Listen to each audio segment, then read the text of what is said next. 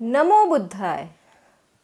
आज के इस वीडियो में हम जानेंगे कि वर्षावास के इन पवित्र महीनों में हमें संकल्प लेना चाहिए और कौन कौन से संकल्प लेना चाहिए और संकल्प लेने से हमें क्या लाभ मिलेगा, ये हम आज के वीडियो में अभी जानने वाले हैं। वर्षावास का पवित्र समय आ गया है। जैसे कि आप सब जानते ही हैं कि वर्षावास अभी चालू हो ही गया है।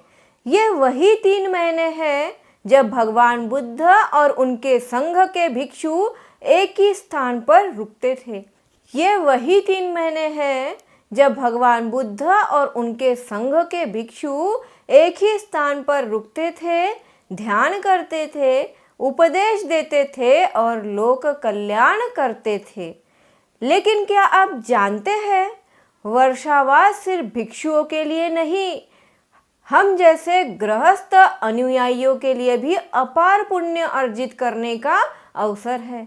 क्या आपको पता है कि ये वर्षावास केवल भिक्षुओं के लिए नहीं, तो हमारे जैसे उपासक उपासिकाओं के लिए, अनुयायियों के लिए भी अपार पुण्य अर्जित करने का एक सुवर्ण अवसर है। आज हम जानेंगे वर्षावास के दौरान कौन से संकल्प लिए जाए, इन संकल्पों से जीवन में क्या परिवर्तन आता है और कैसे हमें पुण्य, शांति और मोक्ष के मार्ग पर आगे बढ़ाते हैं और कैसे ये संकल्प हमें पुण्य, शांति और मोक्ष के मार्ग पर आगे बढ़ाते हैं। वर्षावास का शाब्दिक अर्थ है वर्षा में निवास। वर्षा मतलब वर्षा, पानी, बारिश, और वास मतलब निवास। इसी को बोलते हैं वर्षा में निवास। बुद्ध और उनके संघ वर्षा ऋतु में भ्रमण न करके एक ही स्थान पर ठहरते थे।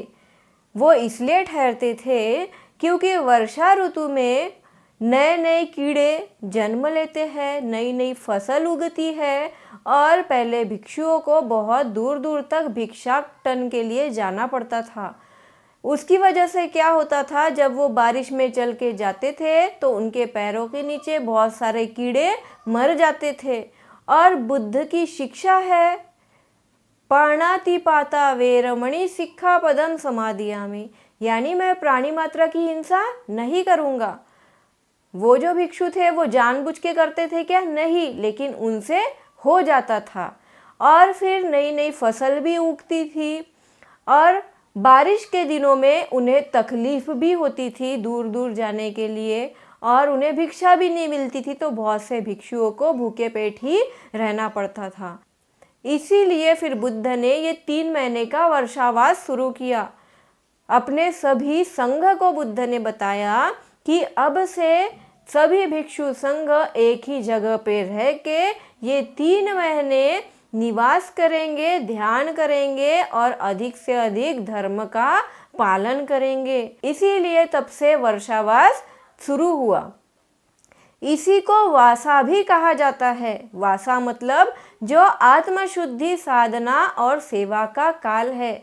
वासा मतलब हमारे लिए आत्मशुद्धि, साधना और सेवा का काल है। वर्षावास के काल में बहुत से भिक्षु ज़्यादा से ज़्यादा साधना करते हैं, धम्म का प्रसार करते हैं, एक ही जगह पर रह के धम्म का अभ्यास करते हैं और धम्म के प्रचार प्रसार में अपना जीवन व्यतीत करते हैं, लोगों का कल्याण करते हैं, एक ही विहार में रहकर लोगों को धर्म का उपदेश देते हैं। यह वही समय है अपने मन को, वाणी को और कर्मों को संयम में रखने का। वर्षावास का जो यह समय है, यह समय अपने मन को, वाणी को और कर्म को संयम में रखने का समय है, पुण्य का बीज बोने का समय है। अब संकल्प यानी क्या होता है? संकल्प यानी खुद से किया गया पवित्र वादा। खुद से किया गया पवित्र वादा यानी ही संकल्प। बुद्ध ने गृहस्थ अनुयायियों को वर्षावास में खास संकल्प लेने की प्रेरणा दी है। जो बुद्ध अनुयायी है, गृहस्थ अनुयायी है, उपासक उपासिका है, उनको बुद्ध ने वर्षावास के समय में खास संकल्प लेने की प्रेरणा दी है। क्यों दी है? क्योंकि ये 3 महीने हमें आत्मनिरीक्षण का, संयम का और दान पुण्य का अद्भुत अवसर देते हैं। वर्षावास के ये 3 महीने आत्मनिरीक्षण, संयम और दान पुण्य का अद्भुत अवसर हमें देते हैं। अब हम जानेंगे कि वर्षावास में कौन कौन से संकल्प लिए जाने चाहिए। तो सबसे पहले पंचशील पालन का संकल्प। ये तो बहुत ही इजी है कि हमें पंचशील पालन का संकल्प लेना चाहिए। हर दिन मैं पंचशील का पालन करूँगा, ना किसी जीव की हत्या करूँगा, ना झूठ बोलूँगा, ना चोरी करूँगा, ना व्यभिचार करूँगा और ना ही नशा करूँगा। यही पंचशील का मैं पालन करने का संकल्प करूँगा और यही हमारे जीवन की नींव है। दूसरा संकल्प है नित्य ध्यान विपश्यना का संकल्प। दिन में कम से कम 1 घंटा तो भी मैं ध्यान करूँगा, आनापानसति और विपश्यना का अभ्यास करूँगा या फिर करूँगी। मन की सफाई और चित्त की शांति की तरफ ये हमें लेकर जाती है। इसीलिए वर्षावास में संकल्प ले कि मैं इन 3 महीनों तक रोज दिन में 1 घंटा आनापानसति और विपश्यना का अभ्यास करूँगा। तीसरा संकल्प है एक समय भोजन या संयमित भोजन करने का संकल्प। मैं पूरे वर्षावास के काल में सिर्फ एक समय ही भोजन करूँगी या फिर संयमित भोजन करूँगी। इससे क्या होगा कि हमारा जो मन है वो लोभ और लालच पर हमारा नियंत्रण होगा और हमारा जीवन स्वस्थ जीवन और सरल जीवन बनेगा। चौथा संकल्प हमें लेना चाहिए दान देने का संकल्प। हर दिन कुछ न कुछ थोड़ा ना थोड़ा दान दे। अन्न, वस्त्र, औषध, समय या फिर अपना ज्ञान। ज्ञान मतलब धम्म का दान। बुद्ध ने बताया है सब्ब दानं धम्म दानं जिनाति, मतलब सभी दानों में धम्म का दान श्रेष्ठ है। बुद्ध ने कहा दान सबसे बड़ा पुण्य है, इसीलिए जितना हो सकेगा उतना दान करना चाहिए। ज़रूरी नहीं है कि अन्न, वस्त्र और औषध ही दान दे। किसी के पास में अगर पैसा नहीं है तो वह श्रमदान भी कर सकता है, किसी भंते जी की सेवा कर सकता है, विहार की साफ सफाई कर सकता है। ऐसे दान हमें करना चाहिए। 5वां संकल्प है वाणी पर संयम का संकल्प। न गाली देना है, न कटु वाणी का उपयोग करना है और ना ही झूठ बोलना है। हर शब्द प्रेम और करुणा से भरपूर हमें रखना है। ऐसा हमें संकल्प लेना चाहिए कि ना मैं गाली दूंगा, ना किसी को कठोर वाणी बोलूँगा। मेरी वाणी की वजह से किसी का मन दुखे, ऐसी वाणी मैं नहीं बोलूँगा। ना ही मैं झूठ बोलूँगा। ऐसा हमें संकल्प लेना है। अब विशेष संकल्प, जो उत्तम साधक है उनके लिए विशेष संकल्प है। तो विशेष संकल्प कौन सा? आर्य उपोषित व्रत का संकल्प। हर सप्ताह में कम से कम 1 दिन मैं उपोषित का पालन करूंगी। 8 आर्य शीलों का पालन। रात को भोजन नहीं करना, गाने बजाने से दूर। 8 शीलों का हफ्ते में 1 दिन मैं ज़रूर पालन करूंगी। महीने में 4 महत्वपूर्ण दिन आते हैं, उपोषित के दिन आते हैं। पूर्णिमा, अमावस्या और 2 अष्टमी। इन 4 दिनों में मैं उपोषित आर्य उपोषित व्रत का पालन करूंगी। ऐसा संकल्प ले। दिन में सिर्फ 1 बार खाना खाएंगे, 8 शीलों का पालन करेंगे, रात को भोजन बिल्कुल भी नहीं करेंगे, अलंकार है, नाच गाना इत्यादि है, सभी से दूर रहेंगे। ये है 6वां संकल्प। 7वां संकल्प है सादगी का संकल्प। कपड़े, आभूषण, वस्तुएं जो जरूरी नहीं है उन्हें दान कर दे। जो आपके पास में एक्सेस में है, आपका उपयोग में नहीं है, उन्हें दान कर दे। मुझे वास्तव में क्या चाहिए इस पर चिंतन करे। मुझे किस चीज़ की आवश्यकता है, क्या चाहिए, इस चीज़ पर चिंतन करना।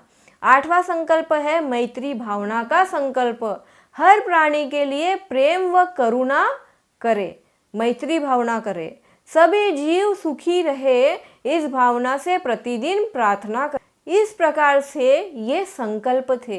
इनमें से आप कोई भी एक संकल्प ले सकते हैं, एक से ज़्यादा भी ले सकते हैं, या फिर सभी के सभी अगर आपको पॉसिबल होंगे तो आप सभी के सभी संकल्प इस वर्षावास के समय में ले सकते हैं।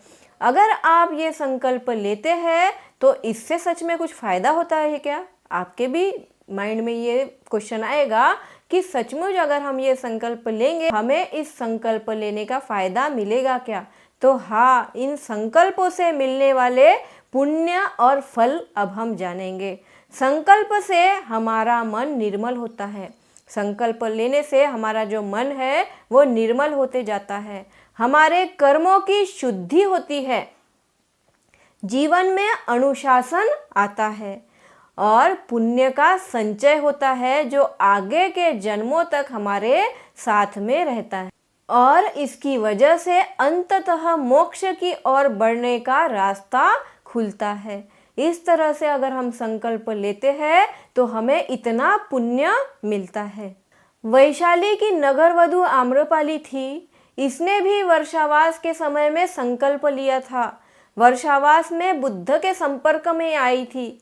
इसने संकल्प लिया संयम, सेवा और त्याग का, कि मैं खुद को संयमित रखूंगी, सेवा करूंगी और त्याग करूंगी। मेरे में जो भी अहंकार है उनका मैं त्याग करूंगी।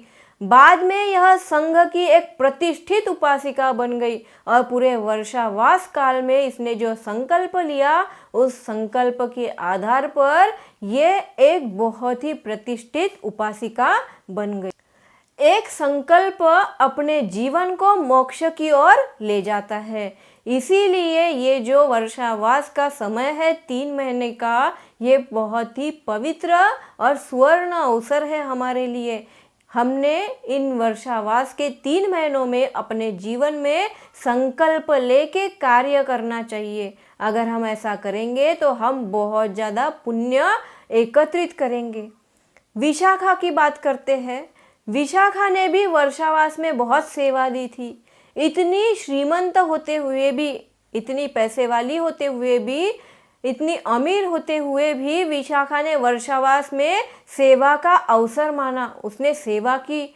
उसने 84,000 वस्त्रों का दान किया। उसके पास में पैसे थे इसलिए उसने उतना दान किया। हमारे पास में जितना है हमें उसमें से जितना बनेगा, जितना हमको जमता है वो दान करना चाहिए। उसने पूरे वर्षावास के समय में भिक्षुओं की सेवा की, भिक्षुओं को दवाइयाँ दी, औषधि दी, भोजन दिया और आश्रय भी दिया और सभी भिक्षुओं की सेवा भी की। बुद्ध ने उन्हें महा उपासिका की उपाधि दी और इसी तरह से विशाखा जो थी वो महा उपासिका के नाम से जानी जाने लगी। साल का सबसे पुण्यदायी काल है वर्षावास। ये जो 3 महीने का काल है सबसे पुण्यदायी काल है वर्षावास। इस 3 महीने के काल में हमें जितना ज़्यादा हो उतना पुण्य संग्रहित करने का सुअवसर मिलता है। आज हम क्या कर सकते हैं? अभी ये जो वर्षावास का काल चालू है तो हम क्या कर सकते हैं? आप भी यह 5 संकल्प लेके देखिए। आप यह 5 संकल्प लेकर देखिए। पहला है पंचशील का मैं रोज पालन करूंगी, प्रतिदिन मैं ध्यान करूंगी और सप्ताह में एक बार उपोषद का पालन करूंगी। आर्य अष्टशील उपोषद धारण करूंगी। मेरे से जितना ज़्यादा बनेगा मैं रोज कुछ ना कुछ, थोड़ा ना थोड़ा दान दूंगी और अपने मन और वाणी पर नियंत्रण रखूंगी। इनमें से आप कोई भी एक संकल्प ले सकते हैं। अगर आपको पॉसिबल हो तो आप एक से ज़्यादा संकल्प भी ले सकते हैं। आपका जीवन बदलेगा और साथ ही समाज में सकारात्मक ऊर्जा भी फैलेंगी।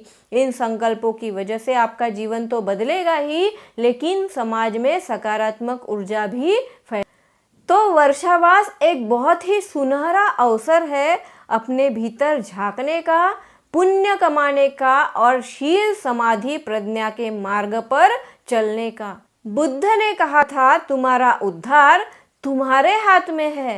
तो आइए आज ही इस संकल्प को ले, उसे निभाइए और इस जीवन को सार्थक साधु साधु साधु।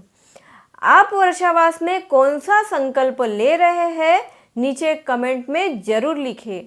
और अगर यह वीडियो पसंद आया है तो लाइक करें, शेयर करें और चैनल को सब्सक्राइब करें। नमो बुद्धाय।